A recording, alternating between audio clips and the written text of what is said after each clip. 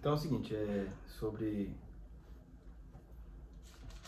como eu falei, né, eu quero que a gente entenda sobre o nascimento, né, de Jesus, a perseguição do menino Jesus e também sobre a escolha dos seus discípulos, né? Ó, abre as suas Bíblias no Mateus capítulo 4. Mateus capítulo 4.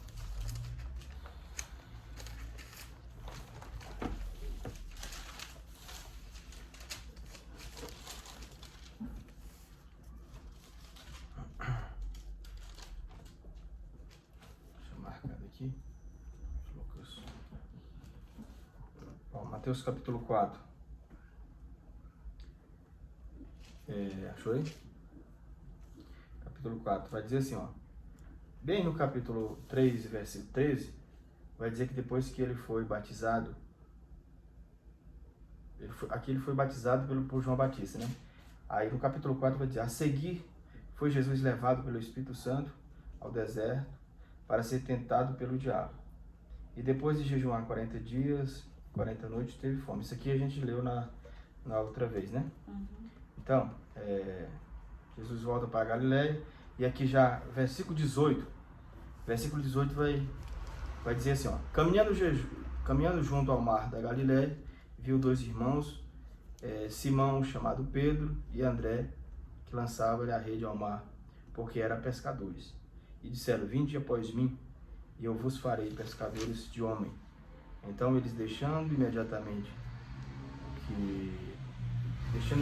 as redes, os seguiram. Passando adiante, viu outros dois irmãos, Tiago,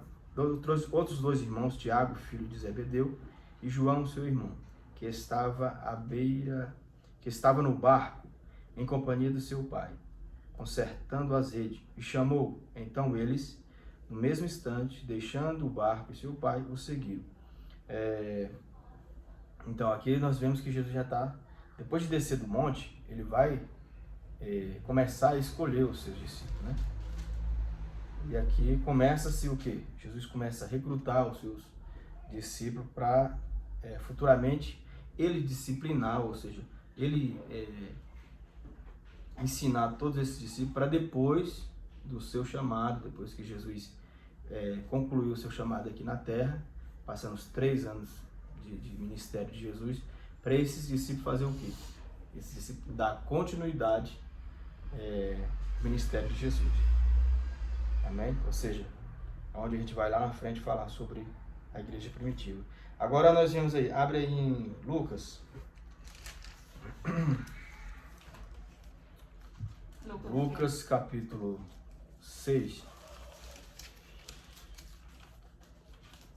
Lucas capítulo 6, como eu disse, a gente vai fazer só a introdução, que a gente vai dar uma passada rápida aqui para entender a vida de um discípulo.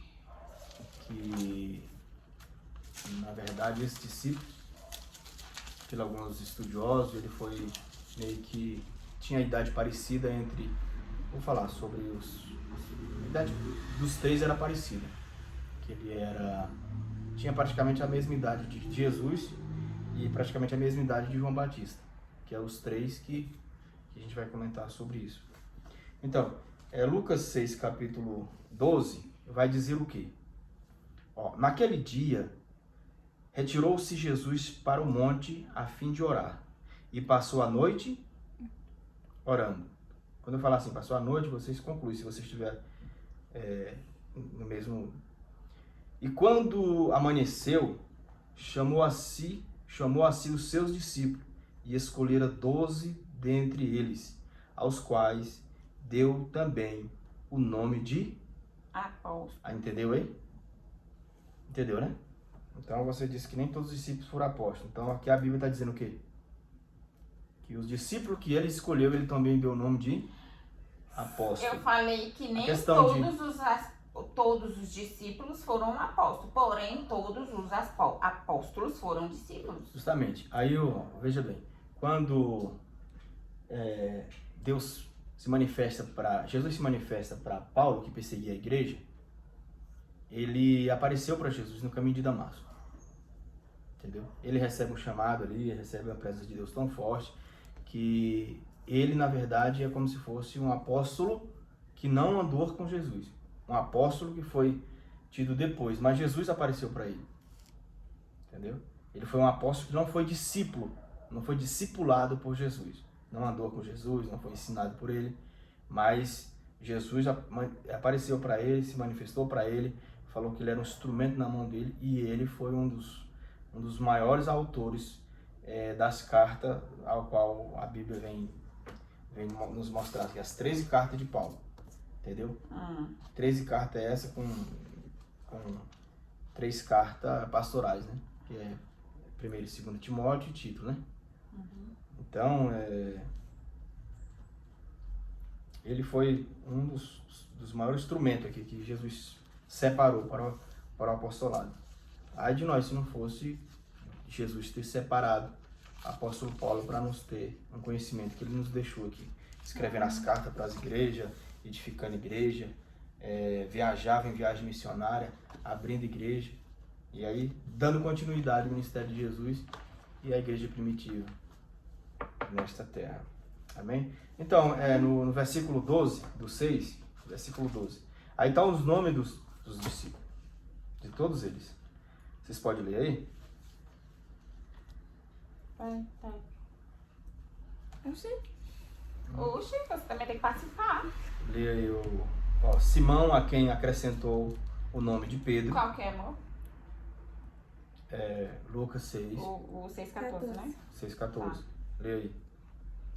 Simão, a qual também chamou Pedro e André, seu irmão, Tiago e João, Filipe e Bartolomeu, Mateus e Tomé, Tiago, filho de Alfeu, e Simão, chamado Zelote, e Judas, irmão de Tiago, e também Judas Iscariotes. Judas, filho de Tiago, é irmão de Tiago?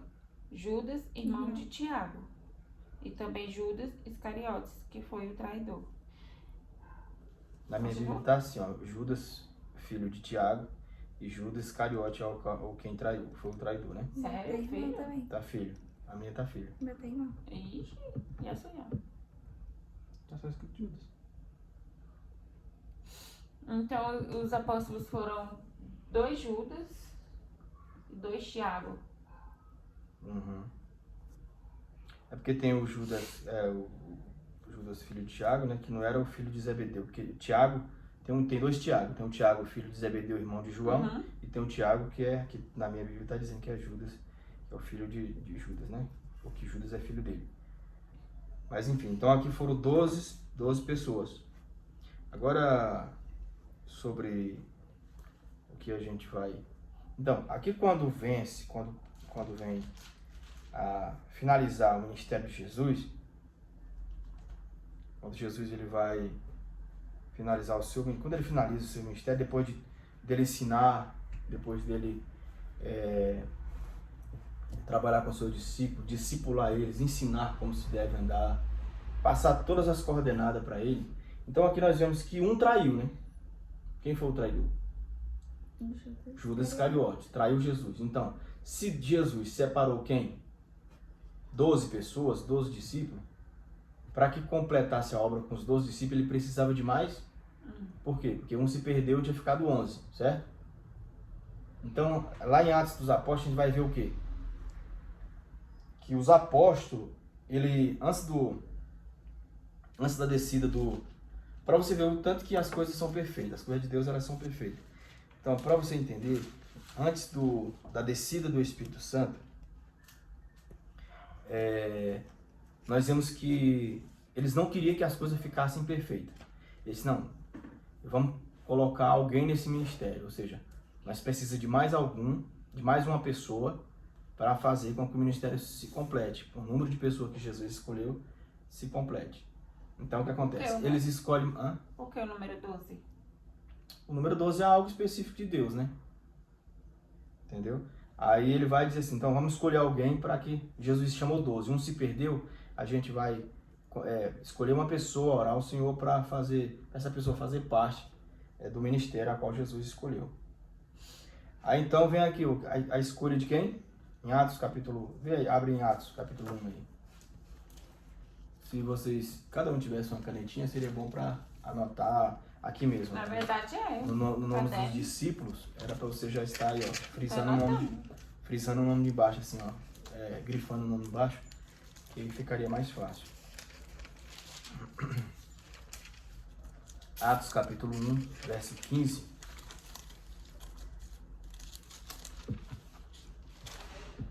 Nós temos meia hora, então nós vamos fazer o seguinte, vamos ler do versículo 1, vamos ler do capítulo 1, vamos ler o verso 6, amém? Você pode ler do versículo 6. A Tainá nunca leu, lê aí, Tainá. Versículo 6. Qual o seu problema? Manda lá. Pode ler. Então, o título no negrito em cima tá o quê? Tá Ascensão de Jesus. Então pode ler, do versículo 6 em diante. Pode ler. Não, Eliseu, Jesus da glória, vai aí. Lê aí, Iago. Do 6 até onde? Pode continuar, pode ler. Na hora eu paro.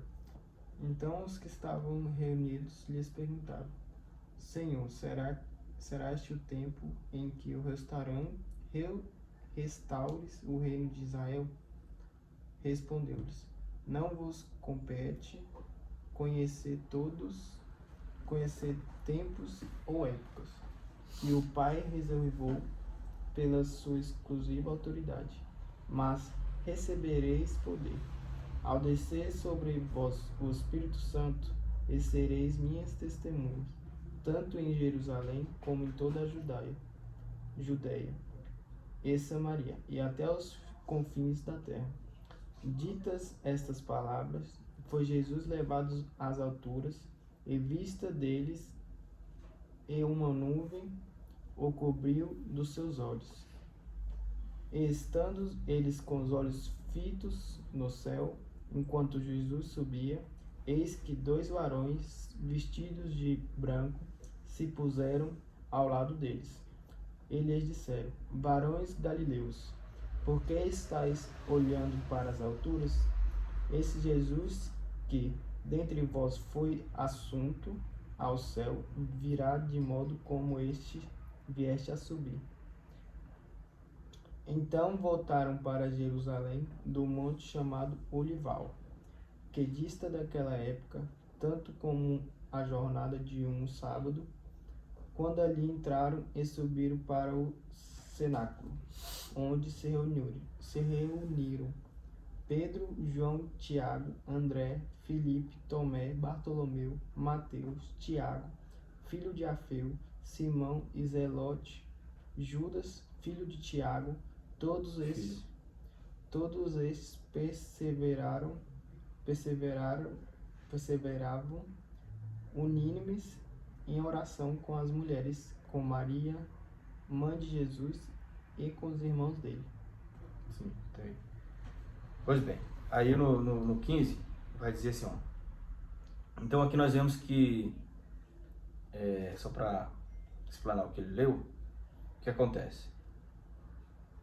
Aqui nós vemos que depois de tudo que Jesus passou, depois do preço que Jesus pagou, a Bíblia vai dizer que ele apareceu para mais de 500 pessoas no período de 40 dias, enquanto ele estava ressuscitado na terra, Jesus. Certo? Agora o que acontece? Aqui é a ascensão de Jesus. Ele convida seus discípulos, sobe ao monte, e lá ele vai dar ordem aos seus discípulos, e ele vai dizer o quê?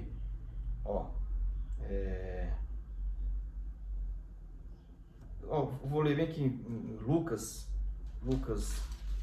24, só vou ler aqui, só não precisa nem abrir não. Lucas 24, versículo 49, que vai dizer assim, ó.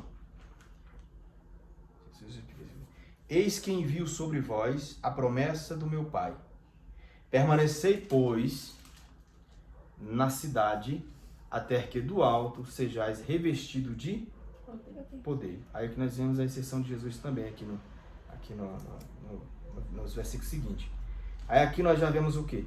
Nós já vemos o próprio Jesus, o próprio Jesus sendo levado na presença dos seus discípulos que ali estão. Concluiu-se a obra do Senhor na terra, de Jesus. E ele vai dizer o quê? Ficai, pois, em Jerusalém, até que do alto sejais revestido de poder. Por quê? Porque haveria sim, eu sempre falo que o homem sem o Espírito Santo, ele não é nada. Ele não tem poder para ele prosseguir, para ele dar continuidade no ministério. Então, os discípulos, eles tinham conhecimento, tinham autoridade de Jesus, mas eles precisavam do Espírito Santo para poder lhe dar força, lhe dar vigor, para eles poderem vencer as guerras. Por quê? Porque vem as provas. Se eu e você não tivéssemos o Espírito Santo, nós não conseguiríamos.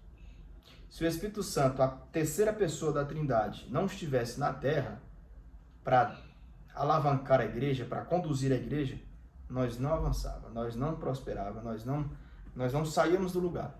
Por quê? Porque quando vinham as lutas, quando vem, né, na verdade, as batalhas, as lutas espirituais, as guerras, esse desânimo que às vezes nos dá, quem ajuda a nos carregar a cruz, quem é? É o Espírito Santo. Por quê? Promessa de Jesus lá fora. Ele disse, vocês não vão conseguir. Em outras palavras, ele estava dizendo assim, eu vou mandar outro Consolador, vocês não vão conseguir. Porque os discípulos se preocupavam em perder Jesus. Jesus estava sempre próximo dele. Então eles tinham um apoio. Aí ele falou o quê? Eu não vou deixar vocês órfãos. Não vou deixar vocês sozinhos. Eu enviarei outro Consolador, que o mundo não conhece. Mas vocês vão conhecer, eles vão andar sempre com vocês. Então é o Espírito Santo que nos guia, que nos fortalece. Às vezes, a Bíblia diz assim, o choro pode durar uma noite, mas a alegria vem ao amanhecer. Por quê? Porque a gente passa por luta, mas vem um momento de alegria na nossa vida, um momento de gozo, de alma, aliás, de felicidade na nossa alma. E isso é o quê? É o próprio Espírito Santo nos confortando. A gente não vê, não sente, na verdade sente, né? Mas às vezes pensa que nem o Espírito Santo é só uma alegria que vem, mas é o próprio Deus tratando da nossa alma, do nosso espírito, para a gente dar continuidade, porque senão a gente não aguenta. Eu digo de certeza, a gente não aguenta. É por isso que as pessoas, entenda uma coisa, as pessoas que não têm a presença de Deus, elas são muito fáceis, até mesmo dentro da igreja, de tirar a sua própria vida, em questão de lutas, em questão de estar passando por dificuldade, passando por prova, por perseguições. Elas são muito fáceis. Para mim é melhor acabar com a minha vida. Aí atira na cabeça, pendura numa corda, elimina a sua própria vida, sendo que não é o jeito certo, porque a vida após a morte ela vai continuar. Entendeu? Então essa alegria, essa força que nos dá para vencer, para prosperar, para alavancar, não só na vida do crente, mas também na vida de pessoas que às vezes nem conhecem, o Espírito Santo está lhe ajudando, é o próprio Espírito Santo que nos dá força, que nos dá vigor, para fazer com que nós andamos com fé, né? Fazer com que nós alavancamos na presença do Senhor. Então aqui no 15 vai dizer o quê? Naquele dia levantou-se Pedro no meio dos irmãos. Levantou-se Pedro no meio dos irmãos. Acompanha-se a assembleia de uns 120 pessoas, ou seja, ali no meio deles tinha quantos irmãos? Mais ou menos 120 irmãos, né? E Pedro se levanta no meio deles e disse, irmãos, convinha que se cumprisse as Escrituras que o Espírito Santo proferiu anteriormente por boca de Davi, cerca de Judas, que foi o guia daqueles que prenderam Jesus, porque ele era contado entre nós e teve parte neste ministério. Este homem adquiriu um campo com preço de iniquidade e, precipitando-se, rompeu-se pelo meio e todas as suas entranhas se derramaram, ou seja, ele se matou, né? E isto chegou ao conhecimento de todos os habitantes de Jerusalém, de que maneira que em sua própria língua esse campo era chamado Alcedama, isto é campo de sangue, porque este está escrito no livro dos Salmos, fique deserto a sua morada, e então não haja quem nele habite. E tome, veja bem, a última parte que é importante, só para concluir. E tome outro ao seu Bispado. Bispado. No seu está o bispado? Encargo. Pois é, e tome outro a seu encargo, ou seja, a sua posição. Aqui nós concluímos o quê? nós concluímos que, como ele se corrompeu no meio do caminho, o traidor, Judas, preparar-se uma pessoa para assumir o lugar dele. Entendeu? E essa pessoa, então, eles oram para Deus enviar uma pessoa, para Deus colocar uma pessoa para fazer parte do ministério dos 12. E ali, então, eles lançam sorte, lança sorte e cai sobre quem? Cai sobre Matias. A partir dali, quando eles estão orando ao Senhor, quando eles estão buscando ao Senhor com ousadia, a Bíblia diz que eles oram durante 10 dias e eles estão reunidos, todos num lugar. E depois que eles estão reunidos com a assembleia de 120, agora nós lemos aqui os 120 irmãos, é onde o Espírito Santo vai descer. É onde vem a chegada do Espírito Santo. E a Bíblia vai dizer em Atos 2, é o dia de Pentecostes, né? Onde o Espírito Santo vai descer. E ele veio para quê? Ele veio para fazer morada. Ele veio para assumir aquilo que tudo foi prometido em prol dele. Para assumir aqui a liderança da igreja, para tomar a direção da igreja do Senhor. Entendeu? Então aqui, irmãos, começa o quê? Toda a história da igreja primitiva. Atos dos Apóstolos, a partir do versículo 2, que quando o próprio Jesus fala assim, ó, ficai em Jerusalém até que do alto sejais revestido de poder, porque Jesus falou, espera, ficar em Jerusalém até que do alto sejais revestido. Por enquanto vocês só vão orar e espera no Senhor. Deus vai enviar o Espírito Santo e vocês vão ser revestidos de poder.